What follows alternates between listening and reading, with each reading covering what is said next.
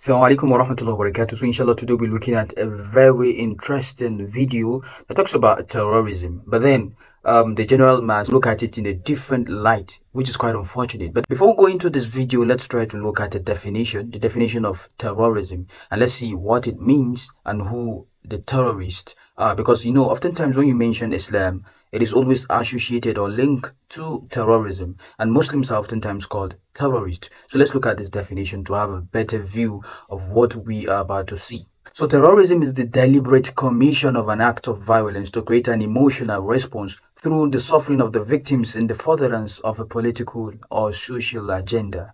Secondly, the use of unlawful violence against people or property to achieve political objectives. So please try to put these definitions into account. Put it at the back of your mind, because what we're about to see is the exact thing we just watched. But unfortunately, a lot of people don't see these guys as terrorists or committing acts of terrorism. So without any further ado, let's get into the video. To war with Iraq, and he said, oh, it's worse than that. He said, I just got this down from upstairs, meaning the Secretary of Defense's office today, and he said, this is a memo that describes how we're going to take out 7 countries in 5 years, starting with Iraq and then Syria, Lebanon, Libya, Somalia, Sudan, and finishing off Iran. I said, is it classified? He said, yes, sir. It's quite unfortunate.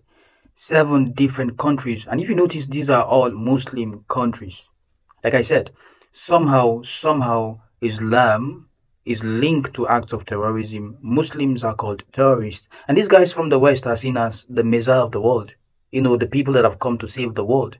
The First World War wasn't caused by Muslims or Islam. The Second World War, the same thing. And if there would be a Third World War, I can assure you that it won't be because of Islam.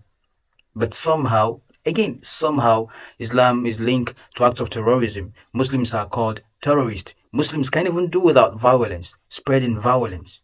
And now, you remember the definition we studied when we just started the video. And as you can see, this is exactly what is being implemented here. Nations that are powerful, look down on other nations, other countries, and they feel, let's go to war with these guys. Let's try, our manpower and see how far we can go. But then let's go to these Muslim countries and see how we can bring these guys down.